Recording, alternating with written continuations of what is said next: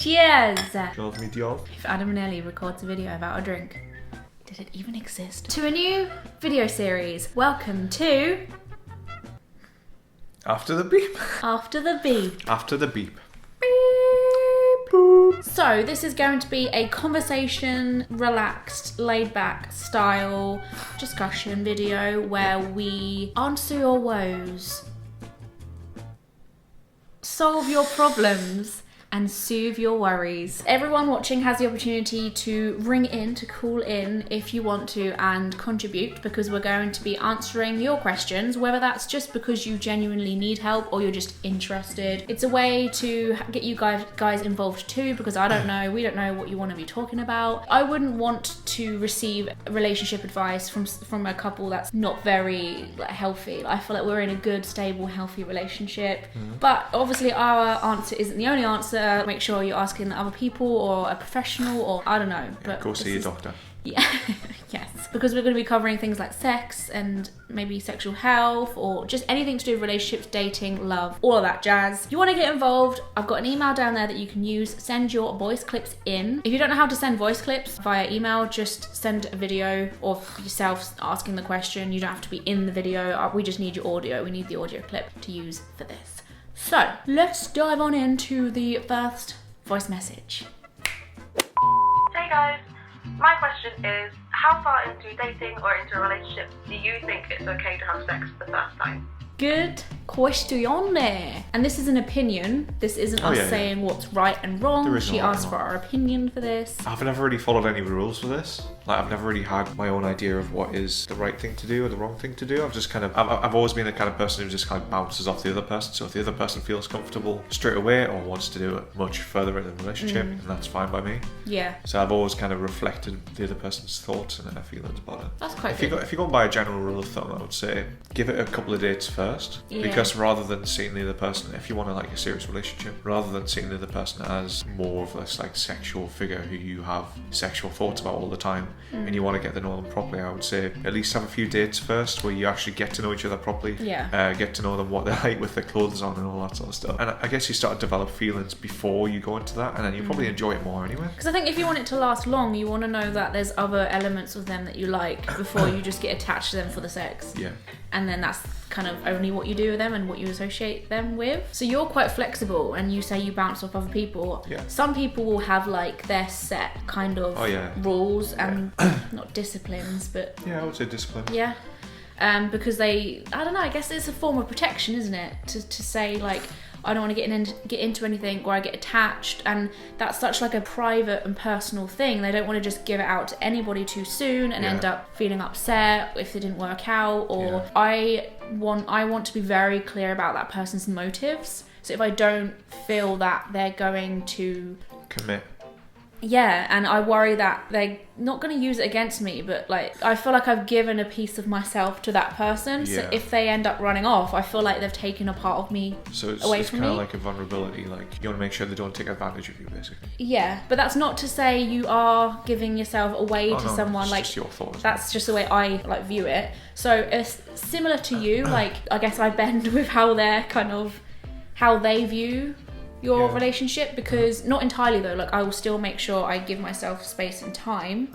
I'm not completely going to do what they want, because if they want to have sex on the first date, I'm going to be like, whoa. But if the chemistry is really good and if I feel like we're getting on well, I'll surprise myself in how quickly I'm willing to. But then other times, if I'm not too sure, I'll be like, let's give this some time, because I'm unsure on how you might be in a week's time. So I think a lot of people see it as a moral thing as well. So they might feel as if they've done something wrong. If they feel like it's too early, or if they've been told that you shouldn't have sex on a first date or something like that. I don't think there's anything wrong with that. I think it's obviously down to the individuals. Yeah. As long as both people are happy with it. For me, I think it's honestly down to chemistry, how quickly I feel like I get on with them. Definitely. If they're quite slow in opening up to me, and I feel like there's a lot of walls there that I still need to break through from both me and them. You don't really know the person, do you? Yeah, I don't want to just jump in. I know it sounds cringy, but I don't want to just sleep with someone I don't know yet. So if I get to know them really quickly, then It also depends if you already know the person as well. 'Cause Yeah. You might have been friends with them for yeah, years you or might something. be friends for a long time, or you might have like spoken online for a few weeks. Yeah. Like if you're trying to find someone through Tinder to date Yeah, or that's something like true. that, you might have spoken for a long time. So Yeah. you might feel like you've already kind of got to know them really well, and then obviously when you go on the date, you see that they're like the person that you imagined they would be. Yeah. So it kind of feels more natural. And then to there's a fall into spark, that. and then Yeah. you're like, yeah. Exactly.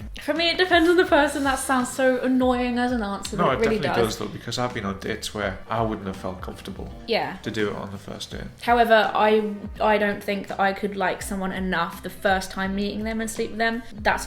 No, I couldn't do that personally. But after that, who knows? Do you know what I mean? Any time other than the first date is my answer, in my opinion. It's good to like have the date and then come away from the date, think about it. Yeah. Take some time to realise like, is this what I want? Because that What could kind of pace are we going to go at? That could fog your opinion on them a little bit. Let's say they're really good in bed, that's all you think about. So you're like, I want to go on another date with them because of that. And you forget like everything about their life that you don't agree with or you don't gel in any other way or blah, blah, blah. Or on the flip side, if they're not necessarily great in bed because it was your first time and things are awkward, that might put you off them. Yeah. So you also need to know how you're supposed to know what they like and what they don't like if you're sleeping with them so soon because you haven't really had those conversations. Yeah, that's our answers. I hope it's good enough. There's no real answer for it. Also, all of these questions, these are conversation starters, so carry the conversation on down there in the comments, please. Exactly. Hi Ellie, hi Adam. My question is, when you've had several relationships and then you go back onto dating sites to see what's out there, what if you start talking to a guy and he compliments you, but you have a lot of self-doubt in yourself? I suppose, how do you trust what they're saying is true when they give you a compliment if you don't believe it yourself? Right, thank you, bye. It's a good question. It's a really hard one as well. It is because I feel the pain. Do you feel like that? Do you feel like you don't really trust the compliments because you don't believe it yourself? Or is that not really... I don't think it's as much of an issue for you as it might be for some people because you're not immediately like...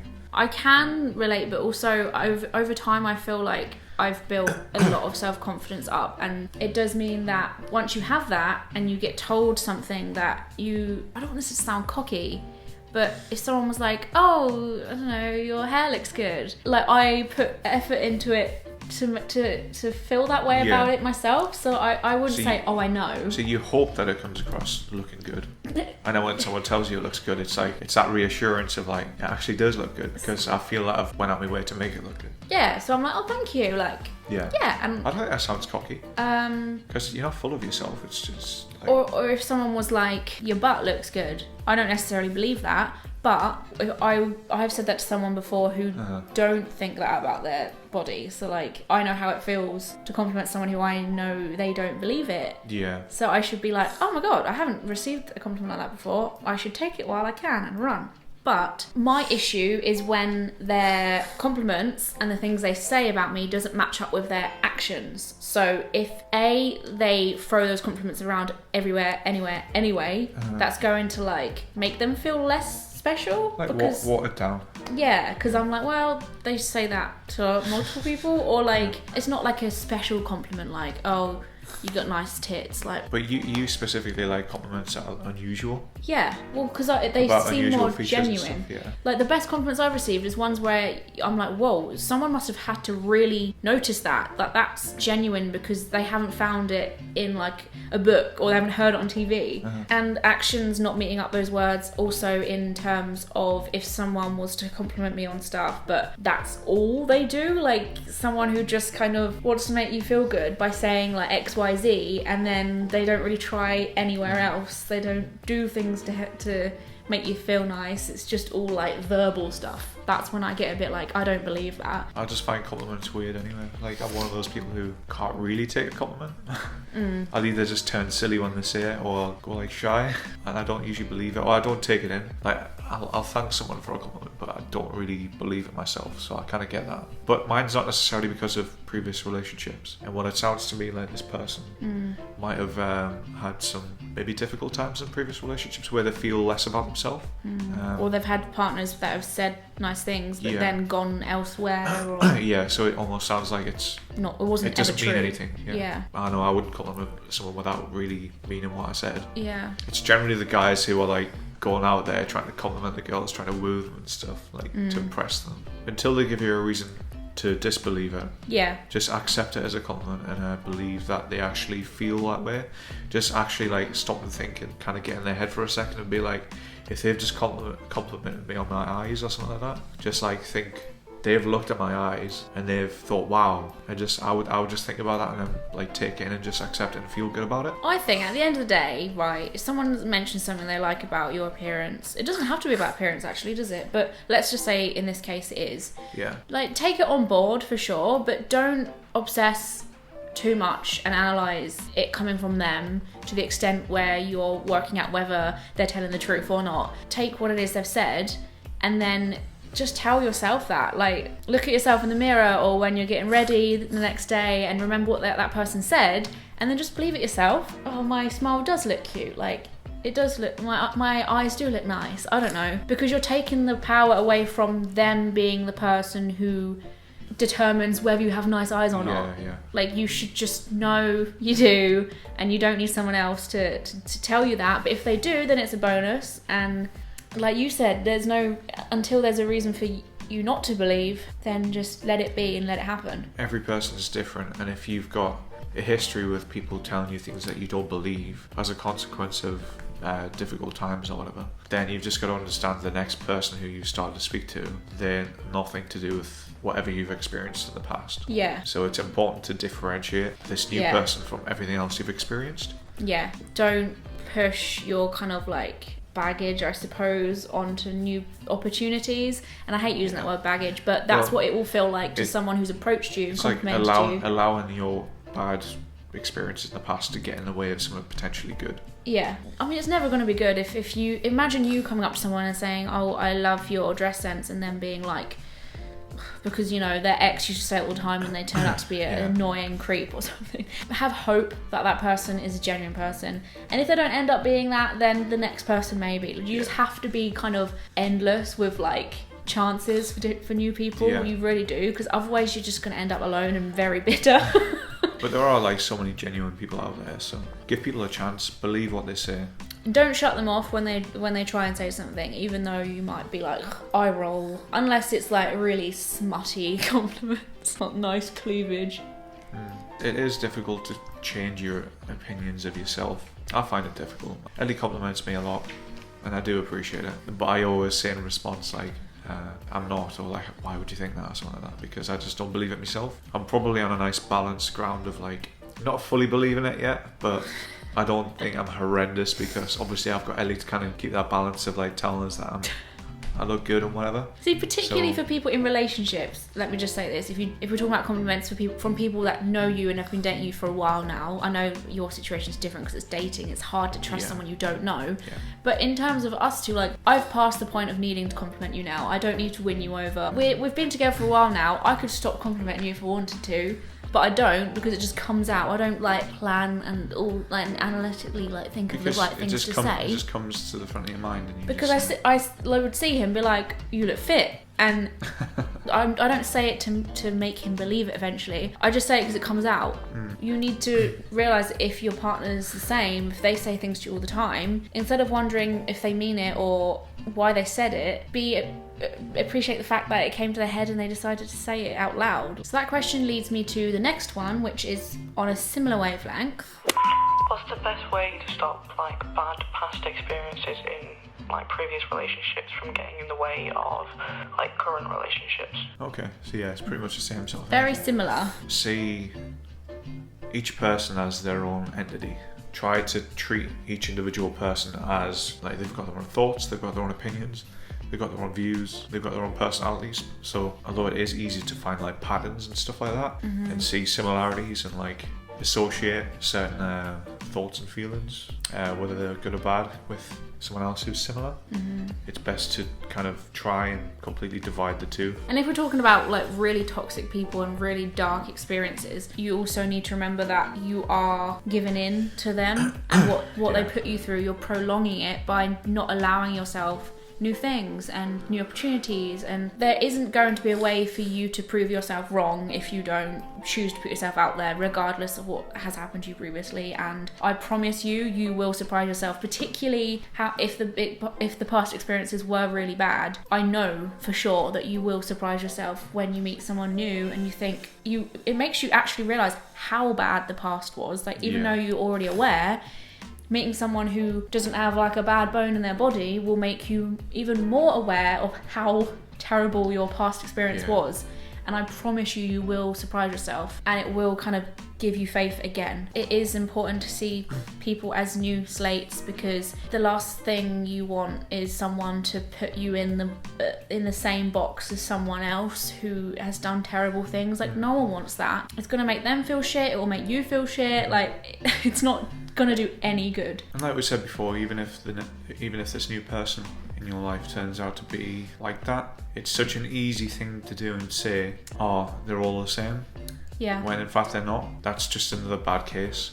And even if it turns out that half the people are the same in the way that you dislike, just still always give people that chance. Yeah. To show that they're not. Try and turn it into a positive, instead of saying, you know, oh, I went through that and life's not fair and that was shitty and I can't believe God or the universe brought me that, whatever it is you believe in. See it as, I am now more aware of what to look out for. Like, I'm more aware of red flags, things that aren't healthy, and you can use that knowledge and that information you picked up from your past relationship into your new, and you've gained like a sense of armor in a way. So see it as like a positive thing, like you've come out of that, and the fact you have come out of that is a good thing. Like, you decided it wasn't good for you, you left it behind, and now you're conquering on, bringing someone lovely. Don't let the past rule your life. I think it goes with a lot of things in life. It's hard to move on, but everyone's capable of doing that. What might help with that is learning how not to think in the future so much. So take dating and new relationships as they are, like as they come, and don't stress too much about how they're going to end up, because that is so easy to do. Like I said to Adam, I was like, don't you find it funny how we're either going to end up marrying each other or not wanting each other in our lives? And that used to like scare me a little bit. Hopefully, if you are dating and stuff, the next person will give you much more reason to feel happy. Although you don't want to rely on it, it will help you get over the stuff in the past, because it'll bring new normalities to your life. Also, communicate. So many things associated to relationships. The answer and the key to it is just communicate. In this sort of question, in terms of to your partner about your past. I know some of it might be hard and you might not want to share every detail, but it's important to mention, this area is sensitive to me, or I've had problems in the past with this, so they're aware of what they should and shouldn't do, or like maybe just what they should be a bit more careful of, or just aware of, because they might bring something up and it like triggers you completely and you're just like, I don't know, it makes it awkward. And then they get offended because you're like acting weird about something they have no idea of. Communication needs to be out there, so maybe you can solve it more as a couple, because I'm just thinking she might be in a relationship and there might be stuff she's still dealing with, so they need to be aware of things that you aren't very comfortable with. And it's easy to misinterpret things, so don't take something on like face value. I mean, this happens with us quite a lot, because I'll say something with complete innocence and like good intention, but it might not come across the way that I feel it's supposed to come across. And like there's been times, especially like in the early days of our relationship, I felt like I really offended you a few times with a few things I said, which were never meant to come across like that. I didn't know you then, so I didn't know that you are straightforward and you are very honest and you say what you mean. Whereas I came out of a relationship that was not like that. Complete polar opposite to you. Very like mind games and says one thing but means something else, or says one thing to me and says something different to someone else, or like makes an entire scenario up. I went into the relationship with that headspace, with that mindset. And so when Adam said one thing, I was like, but does he mean that? Especially if it's your first relationship, you think they're all going to be like that. Both of us are like really happy people with really good intentions, and so there's not like a bad bone in our bodies really, so we would never have said anything to each other to like hurt each other. So it's just all about good communication and giving each other like the benefit of the doubt and stuff like that. It probably took me about a year to realise that I didn't have to stress about what was going on in your head comparing to what you're saying, because that's a massive thing for me because of past experience. Like, you think that people don't communicate how they feel. You think that's the thing that everybody does because that's what you've dealt with. And then you can finally relax, and it's just like... So it takes a while to differentiate between people that you date and you have dated, but you get there eventually, and its actions will prove to you that they're being honest and that is how they are as a person. Eventually you get proved time and time again, and then you fully believe, which is what happened for me. So yeah. Is romantic love the most important love of all, or would you say the love of your family and friends is more important? I think that's really difficult. Yeah. I mean, with me, I'm blessed to have a really loving family. We're all very close. It's hard because you could be in situations I've seen time and time again. People are like, oh, I had to bail out of a family thing to do something with my partner, and then the family's like nothing comes before family. And then I've seen it in reverse where someone's had to go to a family thing and their partner's like, you know, but I'm really the closest thing to them, and I need them at this time, and so it's like a little battle between it's a which battle, one. which doesn't need to be like what's more important. I think it's not the label of whether it's family or romance. It's just the relationship between you guys. Like you shouldn't feel like you have to go and attend your cousin's wedding because it's your cousin. It's how your relationship is with your cousin. You're totally of understanding if I was to do anything with family anytime. You'd be involved probably most of the time. Yeah. And my family's the same. So like they're both incredibly important, but both the same thing to me. And I don't think you should ever hold that against someone and be like, we are family, so we must do this. Unwritten rules of how you're supposed to treat your auntie who you hate and who treats you horribly because she's your auntie. Like, say, oh, she's your own blood. You should put her first. Yeah, and she's like a homophobe, racist, like crazy woman who like treats you like crap, and she's your auntie though, so you know. It's just who treats you the best should be up top, who treats you the worst should be down the bottom. Whatever is better for you.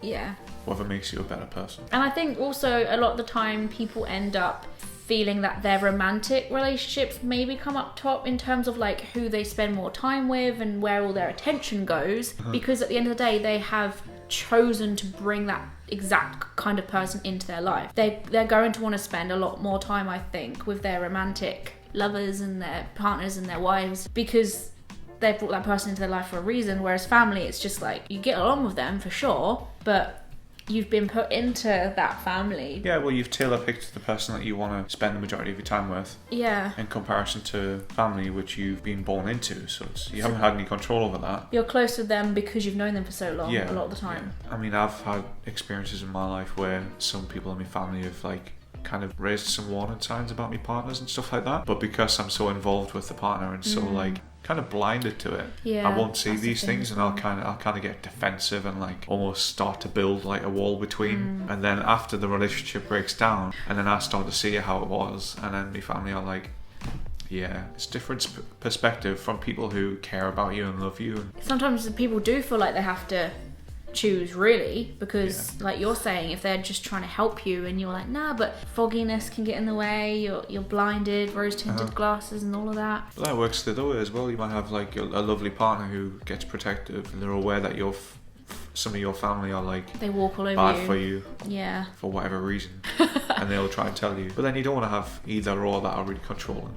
Just someone to advise. If you feel like your partner or your family are toxic in a way towards the other one, if they get jealous easy about the other one, like if your family get jealous about the fact that you spend more time with your partner, again, it's about communication. It's like letting them know that you spend the time with them because it's good for you. And the same way around, like if your partner's getting jealous of you seeing your family, you need to tell them that like family is important to you. You need to spend the time with them just as much as you do need to spend time with partner. Yeah, because I think it is easy to get wrapped in that bubble of like wanting to spend loads of time with your partner. Like I know so many people that can't spend like 2 days away from their partner, yet family, it's fine. I think the relationship you have with your partner is more intense. You do everything together. You don't do everything together with your family. So like it's more intimate, it's more intense, and it is easy, I think, to kind of get very involved with that and forget about family, I think, a lot of the time. And I know a lot of people disagree with that, but I've seen it happen personally. And like you said, you just kind of need to be like, look, I like hanging out with you too, not because you're my sister or you're my brother or you're my mum, but just because I like our relationship together, like, and I miss you. And then they'll be like, actually, yes, I have abandoned them a little bit, because it is very easy to want to do everything with your partner and go here, do this. And... just find your own balance, isn't it? Yes. That is all for now. We're going to end this, and I'm going to invite you all to answer the questions yourself down there, and also send in any questions that you want to be included into the next After the Beep. What you should do, Ellie, is have a comment for each question and make a thread. So you'll have one of the questions that we answered, and then people can reply to it. That's a good idea. Yeah. I'm going to leave the comments with all the questions in, and you guys can tap away. Thank you very much for watching. I will see you guys very soon, whether that's for the next episode of this series or just in a vlog. Thank you very much for joining. It's cool. My drink's on the floor. See you guys soon. See ya. Oh, join me on social media such as Twitter, Facebook, and Instagram. I also have a Patreon account, and I do tarot readings. Thank you. Bye bye.